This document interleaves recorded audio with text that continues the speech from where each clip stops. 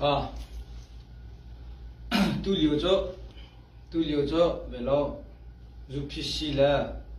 rolok la habru kha ve nam bin lang ai ya ma ro sang pakhate chimgadu mi cho kapa ada bauchan ngai mi rolok kha becha kan du mi cho UPC he na tin ha ye pachie man ne jisu cho pathe fasimi thai UPC ni chan jisu kha pathe fasimi kan thai lo tin chime ma kha khati king khati na la ye UPC ke anzum na ani le la tin ro khomen ana kan chim UPC cho na ti deu na la ye an sak deu la na ti deu na la ye an thong chin la ma chan da chimi kha sai na sat le na zong lo pakhat I fut na tu se ma cha chun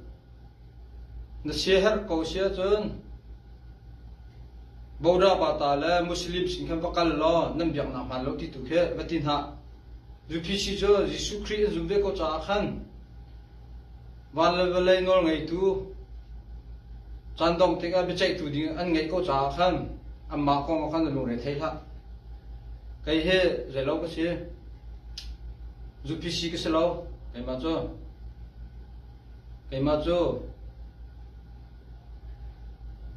believer ka se kai ma cho mo CAC believer ka se Trinity pom mi mo ma cho ka se ti mi kha ban chim gu du ye UPC cho an fair to an zum na fair to adang kri fa bu kana lo ma cha chun na ti deu na lai an thong deu lai na ti deu na lai an fair deu la ti mi kha ba cha kan du mi se le man san le na ngai lo ti mi kha cha kan du chun salai ha bru la kai ma he nai niam te mi kan se hoi ko ma do mi kan se ma la kai ma pum pa phone mi kan se lo Sinate salah hebru chim kan du mi cho UPC chan se her ngai zo phai UPC pol ra ira ringo kan nu UP zo phai si ruanga kan dot ha cha ka chim mi se helen tla di line ti hel ta nak ding ni be chai tu cho UPC e ambia mi Jisu Christ do ko be chai tu ko cho be khiak tu kha nang ma jong se helo e ma cha chum nang man ni he ta la lo na kong kha be khia nang no na hai lo ro lo pin nang ma jong kha na te chelo cho ro lo pin nang ma tu na hel na la kho me no chim kho se lo mo wa na kai che mi ar tu mi jong se phone lo e he ta la lo na kong cho ama Jisu Christ ne ku da mi si ti mi kha chim gan du mi na se ma cha chum velo salah hebru zong sia ro lok zong sia bian chimti ga he tla lo wa ti mi khe ra ring tem nau si ti mi kha chim gu du ama ju pc tu na kai di kho me no ro lo pin bapti tu na tu he la tla pa di kho me no bapti te tam de ko tla la cho arwang cho tam ve ti ka khemo ma cha cham ko mi cho tam mi thi min tlom te tam de mi cho bapti kha tla ding su ko ti mi kha chim gu du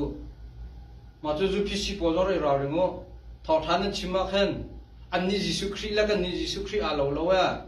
an pathian la kan pathian lo wa an ni kai chu kan kai lai lo kan kai chu kai lai lo ti phun thau chim na mang na ma UPC evangelist la pastor shim kha zai man thai lo tuk tak en velo evangelist na va e man hen na shodi ma da na ma UPC la velo evangelist la pastor ra ringo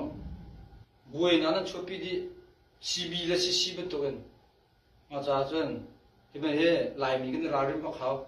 ma cha chen na shehar ko sun muslim sin la boda pata sin na zum nam halo tin vakal lo chim nao sia ro lo zong kha UPC ne akal sol nin ti ve azum nam halo nin ti ve heran nin thak ve ni thak chiu di ni do na ni tu a ni fiang di te la I ka sama te mi ka cha kan din ha